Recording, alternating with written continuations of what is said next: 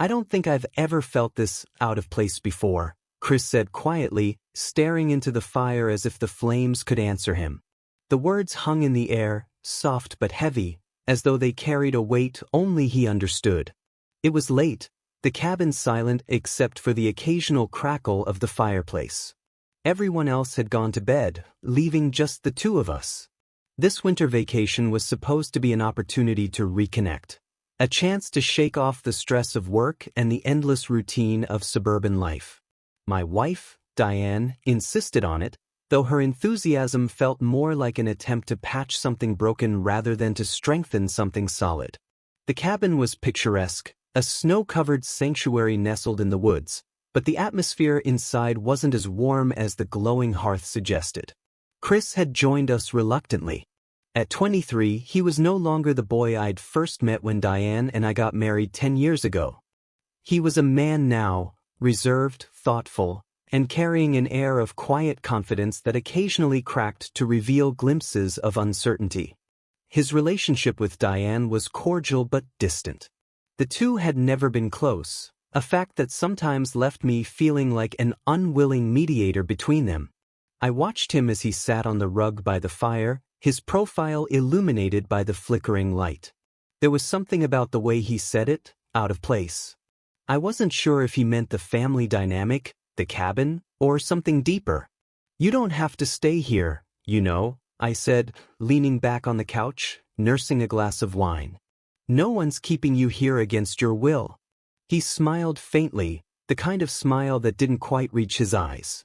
"Yeah, I know. But leaving would feel worse, I think." The tension in his voice was palpable, and I found myself wanting to press further, to understand him better. But I didn't. It wasn't my place. Earlier in the day, we had gone sledding down the hill behind the cabin. Diane was the orchestrator of the fun, making everyone participate despite the sub-zero temperatures.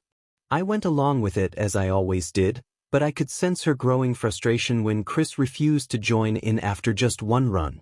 Instead, he stood at the edge of the slope, hands buried in his coat pockets, watching us with a look I couldn't quite place, something between longing and detachment. That evening, during dinner, the mood was equally strained. Diane and I exchanged polite conversation while Chris responded to her questions with curt answers. The meal ended with her retreating to the bedroom, claiming a headache, leaving Chris and me to clean up. Now, as we sat by the fire, it felt like the first genuine moment of the trip. No forced cheerfulness, no awkward small talk, just two people sharing a quiet space. "I know I'm not the easiest person to be around," Chris said, breaking the silence. He glanced over at me, his dark eyes reflecting the firelight. "But I do appreciate you trying." "Trying?" I echoed, surprised. "To make me feel included." His voice faltered slightly. "It means more than you think." I wasn't sure how to respond. Diane's focus on family had always been about appearances, while I'd taken a quieter, more hands-off approach. Yet, hearing him say that, acknowledging something I didn't even realize I was doing, struck a chord I wasn't prepared for. The moment lingered, warm and unspoken, until Chris shifted slightly closer to the fire, pulling a blanket around his shoulders. "You should get some sleep," I said finally, though I found myself reluctant to end the conversation. "Yeah," he said, but he didn't move. "Maybe in a bit."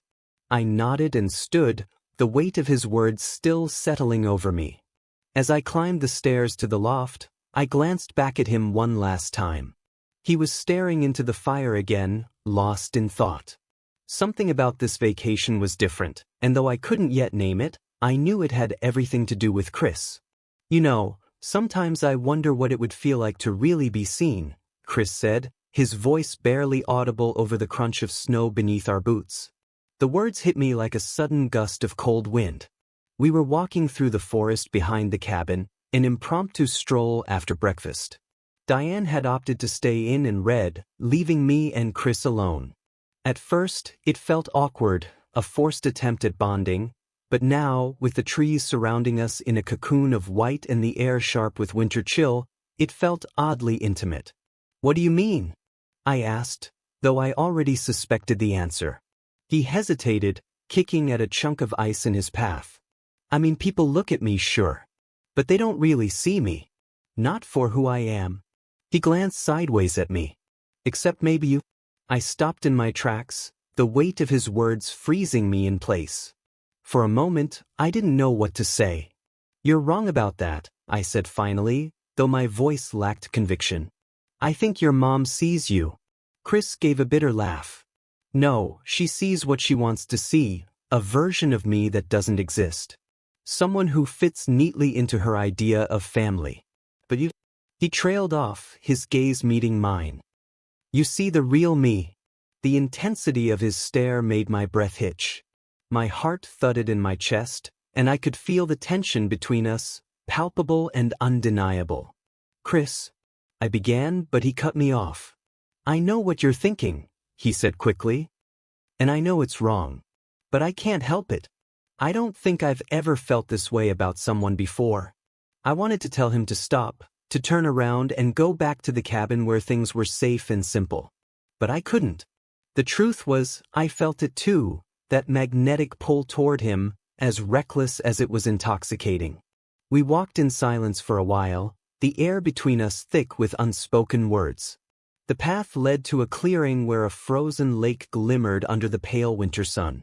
Chris stopped at the edge, his breath visible in the crisp air. I shouldn't have said that, he murmured. It's not your fault, I said, though I wasn't sure if I meant it. Chris turned to face me, his expression both vulnerable and determined. It doesn't change how I feel. Chris, this? I gestured between us, struggling to find the right words. This can't happen. Why not? His voice was low but firm. Because of her? Because of them? When was the last time you were happy? Really happy? His words cut deep, exposing truths I hadn't dared confront. The cracks in my marriage, the emptiness I'd been trying to ignore, they all came rushing to the surface. I can't do this to her, I said, though my resolve was wavering. You're not doing this to her, Chris said, stepping closer. This is about us. About how we feel right now. Before I could respond, he reached out, his hand brushing against mine. It was a small gesture, but it sent a jolt through me like electricity. For a moment, neither of us moved. This is wrong, I whispered, though I didn't pull away. Then why does it feel so right? He asked, his voice barely above a whisper. I didn't have an answer.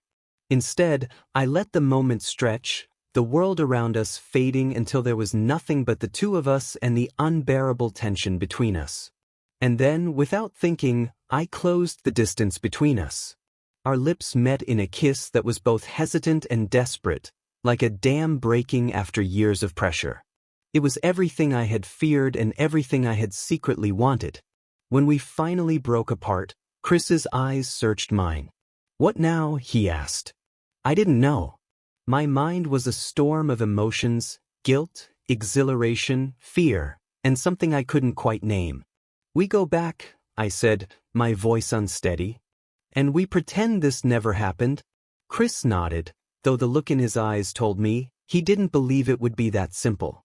As we turned and began the walk back to the cabin, I couldn't shake the feeling that we had crossed a line that could never be uncrossed. You can't keep avoiding me, Chris said, his voice steady but laced with frustration. We need to talk about what happened. I stood at the kitchen counter, staring blankly at the coffee cup in my hands. The cabin was quiet except for the faint sound of Diane's laughter from the living room, where she was chatting on the phone with a friend. Chris had cornered me, waiting until we were alone, his determination cutting through my attempts to keep things buried. There's nothing to talk about, I said, not meeting his gaze. It was a mistake. A lapse in judgment. Chris took a step closer, his presence overwhelming in the small kitchen. You don't believe that, he said, his tone calm but insistent. You wouldn't have kissed me if it didn't mean something. It doesn't matter what it meant, I snapped, turning to face him. What matters is that it can't happen again. Do you understand that? His jaw tightened, and for a moment, I thought he might argue. Instead, he leaned against the counter, his eyes fixed on me with a mix of hurt and defiance. "Do you regret it?" he asked, his voice softer now. The question caught me off guard. Did I regret it? The answer should have been easy, a resounding yes, for the sake of my marriage, my family, and my conscience. But the truth was far more complicated. I hesitated, the words sticking in my throat. "It doesn't matter how I feel, Chris. It's not just about me." "Then who is it about?" he pressed. "Diane? She barely even looks at you anymore. When was the last time you two were honest with each other?" His words stung because they were true. Diane and I had been coasting for years, our marriage reduced to polite exchanges and shared responsibilities. But even so, it didn't justify what had happened between Chris and me. "Stop," I said, my voice firm. "You don't get to analyze my marriage or make excuses for what we did. It was wrong and we both know it." Chris exhaled sharply, running a hand through his hair. "Fine," he said. "If that's how you feel, I'll drop it. But don't lie to yourself, and don't lie to me. I know you felt something that night." He turned and walked out of the kitchen, leaving me alone with the weight of his words. The rest of the day passed in a blur of strained interactions and stolen glances. Diane remained oblivious, her mood buoyant as she made plans for a family game night. I tried to act normal, but every time I caught Chris's eye, the tension between us threatened to suffocate me. That evening, as Diane and I sat on the couch watching a movie, Chris announced he was going for a walk. I tried to ignore the pang of worry that followed him out the door, but after an hour passed and he hadn't returned, I couldn't sit still any longer. "I'm going to check on him," I told Diane, grabbing my coat. "Chris? He's fine," she said dismissively. "He probably just needed some space." But I couldn't shake the feeling that something was wrong. The night was bitterly cold, and the thought of him wandering alone in the dark gnawed at me. I found him by the frozen lake, sitting on the same log where we'd kissed. He didn't look up as I approached, but I could see the tension in his posture. "You shouldn't be out here alone," I said, my breath clouding in the icy air. "I needed to think," he replied, his voice flat. "To figure out what comes next." I sat down beside him, the silence between us heavy but not uncomfortable. The moon cast a pale glow over the frozen water, the scene both beautiful and haunting. "I meant what I said," I began. "This can't happen again. But that doesn't mean I don't care about you." Chris finally turned to look at me, his eyes filled with a sadness that cut me to the core. "I know," he said. "I just wish things were different." "Me too," I admitted. We sat there for a long time, saying nothing but understanding everything. In that moment, I realized that while I couldn't give Chris what he wanted, I couldn't deny the impact he'd had on me. When we returned to the cabin, Diane was asleep, oblivious to the storm that had been raging just beneath the surface of her carefully crafted family. Chris and I exchanged one last glance before retreating to our separate rooms, the unspoken understanding between us as fragile as the ice covering the lake.